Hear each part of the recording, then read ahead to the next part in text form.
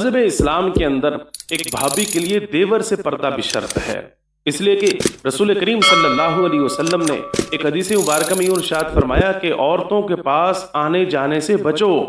عورتوں کے پاس آنے جانے سے بچو۔ تو ایک انصاری عورت کھڑی ہوئی اور پوچھا، یا رسول اللہ صلی اللہ علیہ وسلم دیور کے بارے میں آپ کی کیا رائے ہے؟ تو آپ علیہ الصلوۃ والسلام نے ارشاد فرمایا، دیور تو موت ہے، دیور تو موت ہے، یعنی دیور موت کا سبب یعنی ہلاکت کا سبب ہو سکتا ہے۔ اگر ہم پردہ نہیں کریں گے تو بے تکلفی پیدا ہو جائے گی، ہنسی مذاق شروع ہو جائے گا، اور وہ بے تکلفی اور ہنسی مذاق جو ہے انسان کو بعض اوقات بے حیائی کی طرف لے جاتا ہے۔ اور اس پرفتن دور میں اس حدیث مبارکہ کے اندر اور اس حکم کے اندر جو حکمت اور مصلحت چھپی ہوئی تھی،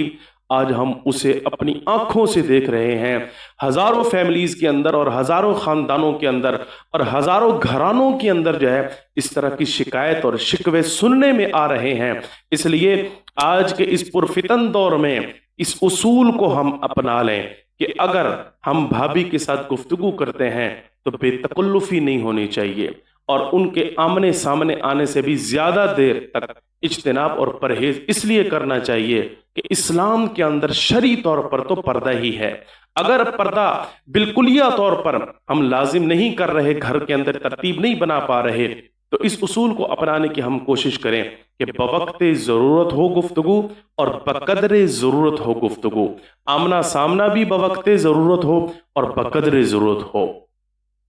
یعنی جب ضرورت پڑے تو اس وقت آمنا سامنا اور گفتگو ہو۔ جتنی دیر تک ضرورت اور حاجت پوری ہو سکتی ہے اتنی دیر تک آمنا سامنا ہو اور اتنی دیر تک گفتگو ہو، اور اس گفتگو میں بھی آمنے سامنا ہونے میں بھی بے تکلفی نہ ہو، ہنسی مذاق نہ ہو۔ ان چیزوں سے پرہیز اگر ہم کریں گے تو انشاءاللہ العزیز ہم دیکھیں گے کہ کل قیامت کے دن ہم سب مل کر جنت کے مزے لوٹیں گے۔